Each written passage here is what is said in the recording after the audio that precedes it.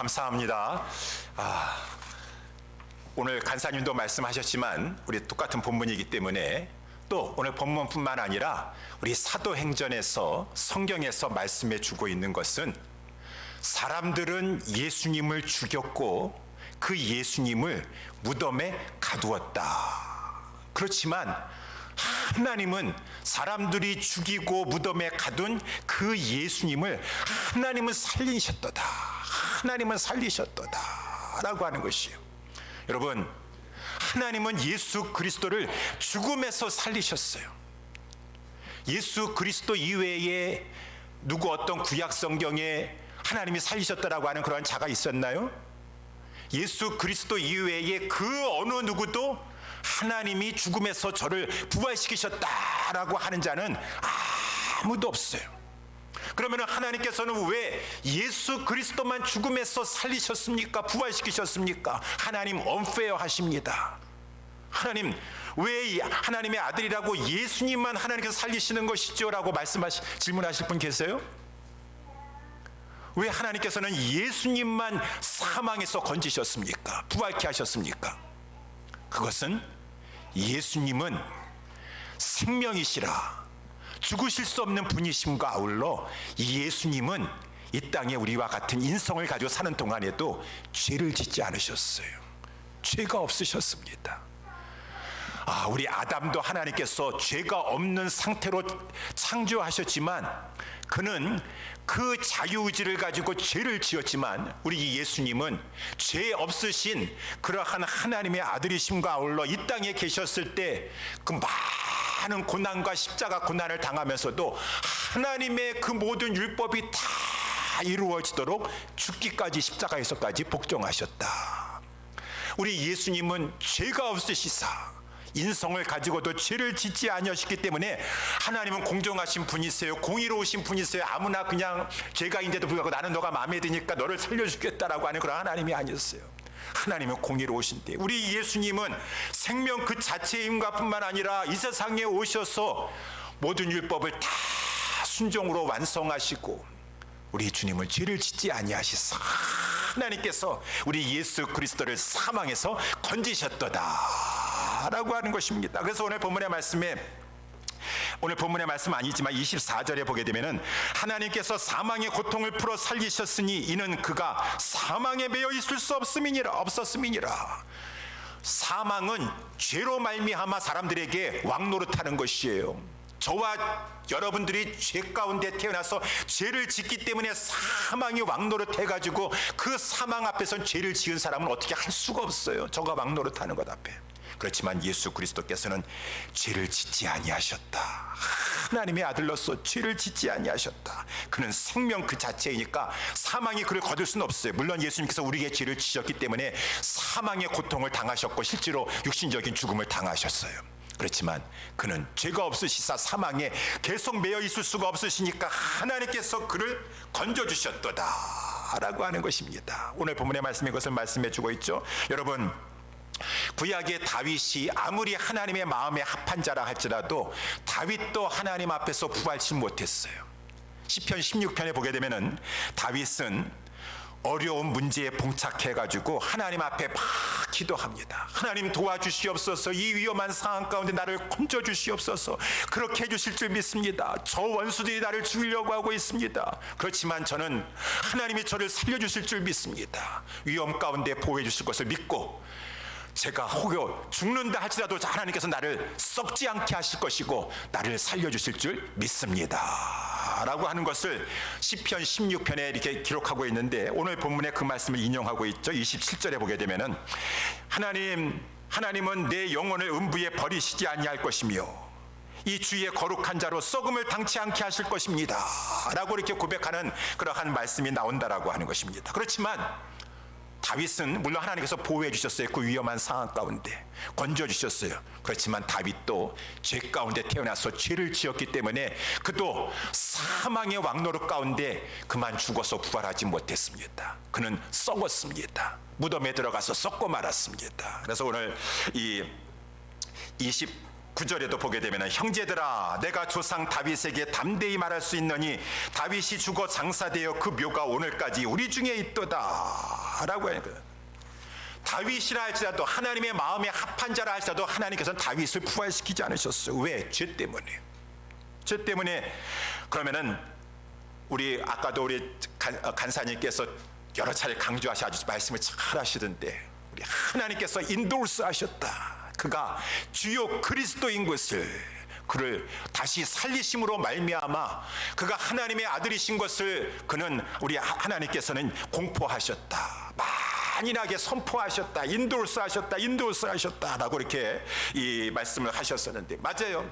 그러므로 말미암아 하나님께서는 저는 죄가 없는 자이다. 죄가 없는 자인데 당신의 백성의 죄를 짓기 위해서 죄짐을 지고 십자가에서 죽은 것이지 저는 죄가 없는 것이다 라고 하는 것이 하나님께서 예수 그리스도를 살리신 것을 통해서 드러나게 되었어요. 아, 예수님은 하나님의 아들이시구나. 예수님은 주이시구나. 그리스도 메시아이시구나 라고 하는 것이 드러나게 되었다는 것입니다. 그러면은 이제 오늘 본문의 말씀을 우리가 가지고 보면서 아, 그렇습니까? 하나님은 예수 그리스도를 사망에서 건지셔서 살리셨지만 그렇지만 다윗도 살지 못하고 다 죽으며 썩어지고 마는 것을 다 죽고 마는 것을 그러면 우리들도 죄 때문에 다 죽고 마는 거 아니겠습니까? 다시 살지 못하는 것 아니겠습니까? 라고 생각할지 모르겠지만 여러분 예수님의 부활은 곧 우리의 부활로 이어진다라고 하는 것입니다. 우리 예수님께서 우리의 죄를 다 짊어지시고 대신 죽어주심으로 말미암아 속죄의 길이 열려지게 되었어. 누구든지 예수 그리스도를 믿기만 하면 그 속죄의 효력이 나에게 덧입혀 주시고 말미암아 내 죄가 깨끗하게 씻김 받아가는 것이고 그러므로 말미암아 죄는 더 이상 사망의 권세를 그 성도에게 휘두를 수 없으니 이제 예수 그리스도를 믿는 자는 예수님과 함께 다시 살게 되는 부활의 영광에 들어가게 된다. 그렇기 때문에 예수님께서 이 땅에 오셨고 그렇기 때문에 예수님께서 우리의 죄짐을 지시고 십자가에 죽으셨고 그렇기 때문에 예수님께서 사망 권세를 파시고 부활하신 것이니라 라고 성경에서 말씀해 주고 있다는 것입니다. 예수님의 부활이 우리의 부활인 것입니다. 여러분 때가 되면 예수님께서 이제 재림하실 것이고 그때는 다 죽었던 자다 썩었던 자들도 다 썩지 아니함으로 다 살아나게 될 것이니라 라고 이렇게 말씀해 주고 있어요. 때가 되면은 우리 예수님께서 재림하실 때가 되면은 다 그 재림에 반응하는데 우리 고린도 전서에서도 보니까 15장에 호련히 다 반응하게 되어서 살아나게 될 것이다. 부활하게 될 것이다. 불갑을 썩을 것이 썩지 아니함을 입을 것이다. 불갑이라는 것은 must 영어로 하면은 당연히 그렇게 될 것이다. 반드시 그렇게 될 것이다. 다 반드시 부활하게 될 것이다 라고 하는 것이죠. 이번 우리 부활절 때 제가 기쁘고 감사한 것 중에 하나 소소한 거가 있지는 모르겠지만 우리 이 백합화가 위에 있지 여기 있지 않습니까? 아, 예전에는 우리 장로님께서 이렇게 백합화를 항상 신실하게 준비해 놓으세요. 근데 어떨 때는 이 부활절이 내일 모레인데 백합화가 이거 필 생각을 하지 않고 있는 거예요. 그래가지고 새벽에 또 기도하면서 백합화가 막 여기 한두 개만 이렇게 피어 있고 화분마다 아니 이거 부활절이 내일 모레인데 지금 백합화가 활짝 펴야 되는데 아직 이 꽃봉오리가 펼 기색을 안 보이는 것이요. 시간이 지나면 피겠죠. 하나가 폈으니까 다른 것들도 피겠죠. 그런데 피더라도 부활절날 맞춰서 딱 피면 얼마나 좋을까라고 하는 마음을 가지고 막 기다린 적이 있었었는데 나중에 피긴 펴요. 근데 이번에는 너무나 감사한 것이 아주 그냥 딱 시간에 맞춰가지고 부활 때 쫙 피니까 이것까지 더 감사하더라고. 여러분 주님이 재림하시면 모든 사람들은 다 피게 돼 있어요. 다 살아나게 돼 있어요. 부활하게 돼 있어요. 그렇지만 부활은 성경에서 말하는 거 보니까 사망의 부활이 있고 생명의 부활이 있도다. 다 주님이 재림하셨을 때는 불가불이에요. 다 살아납니다.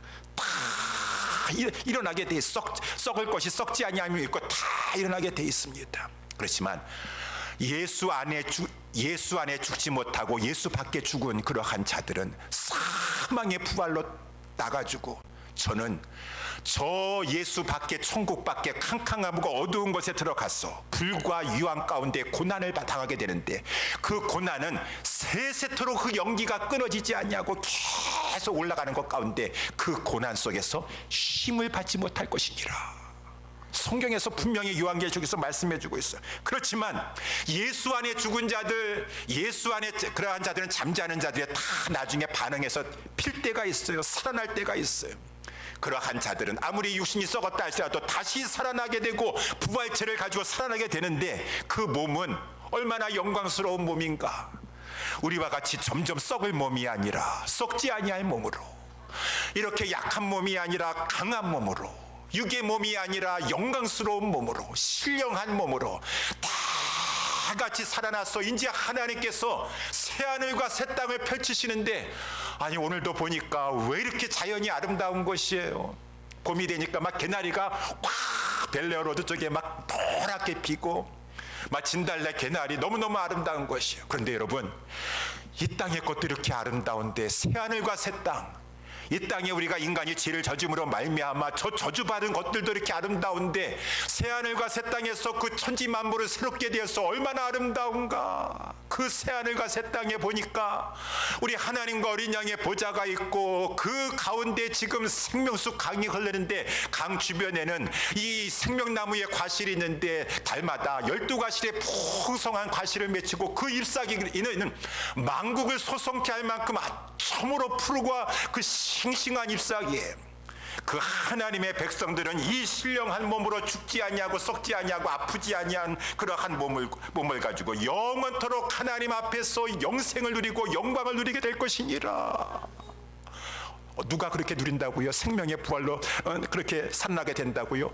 예수 그리스도의 죽으심을 믿고 예수 그리스도의 부활하심을 믿는 자, 그와 함께 죽었고 그와 함께 다시 살아나서 중생함을 받은 자들은 그 천국의 영광, 마지막에 최후에 하나님께서 새하늘과 새 땅을 주시는, 성도에게 유업으로 주시는 그 영광을 기업으로 얻게 될 것이니라. 성경에서 말씀해 주고 있는 것이요.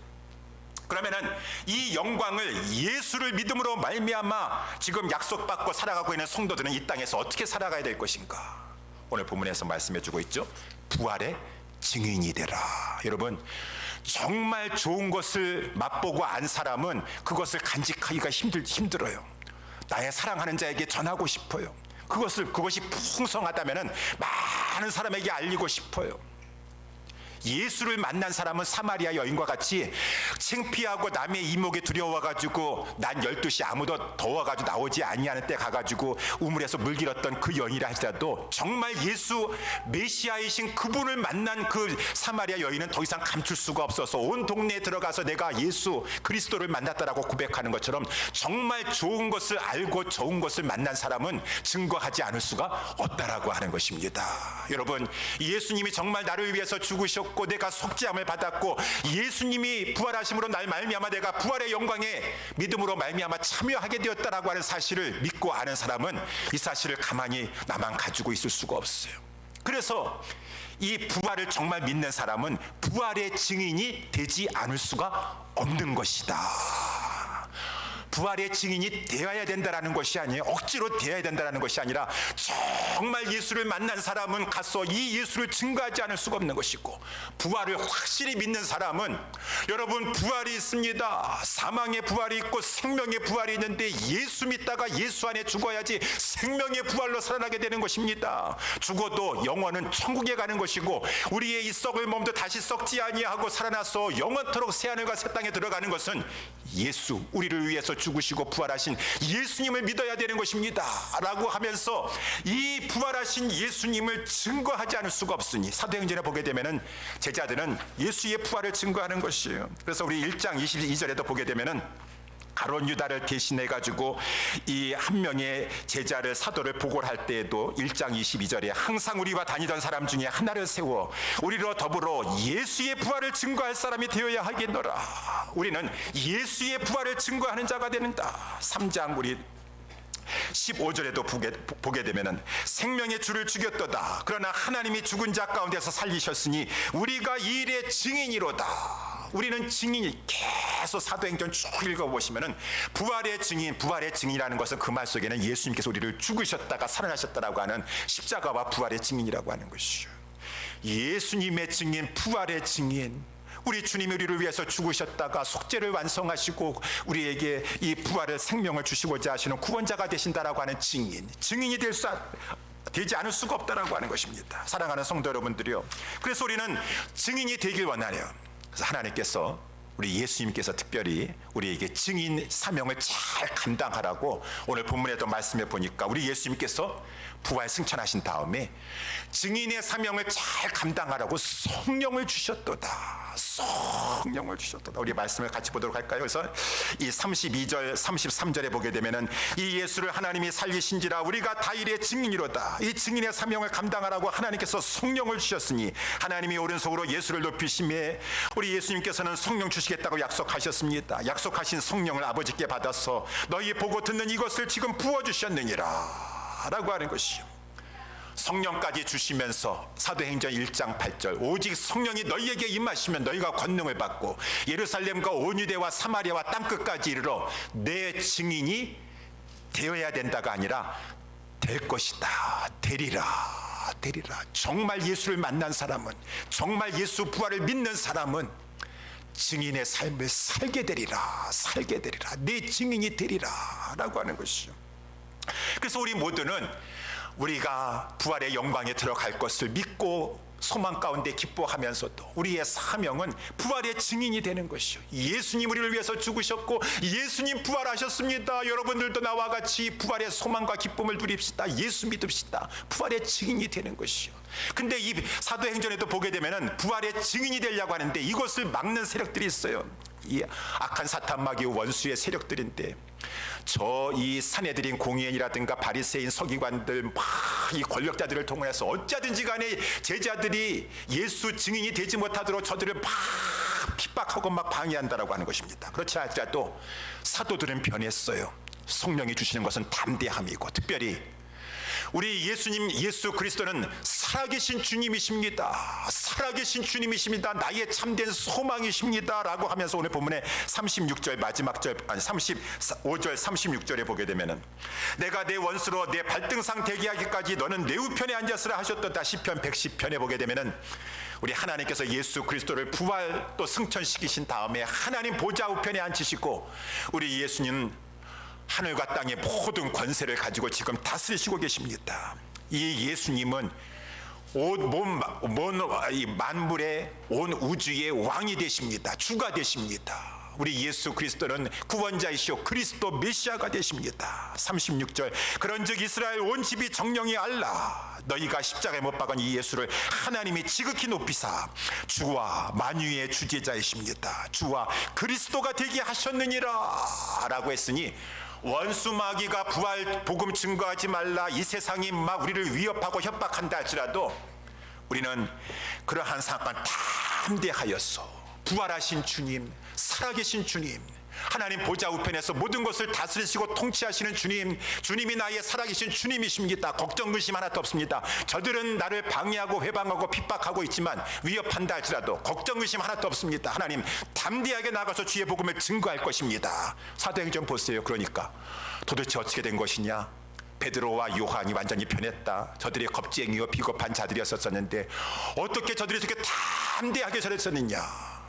복음의 증인을 감당하는 자에게 성령을 주시고 성령을 줘서 담대함을 주시고, 이 예수 믿는 사람은 부활의 복음을 증거할 수밖에 없는 것이고 성령이 그렇게 몰아가시는데 담대하게 살아계신 주 바라보면서 믿으면서 복음을 증거하게 된다라고 하는 것이에요. 여러분, 증인이라고 하는 말은 원래 헬라 말로 이 마르티스라고 하는 말인데 여기에 이 순교자라고 하는 영어 단어 마터라가 나왔다는 것이에요.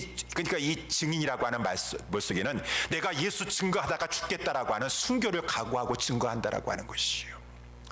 그렇지만 살고 죽는 것은 하나님 보좌 우편에 계신 우리 주 예수 그리스도께서 주관하시는 것이에요.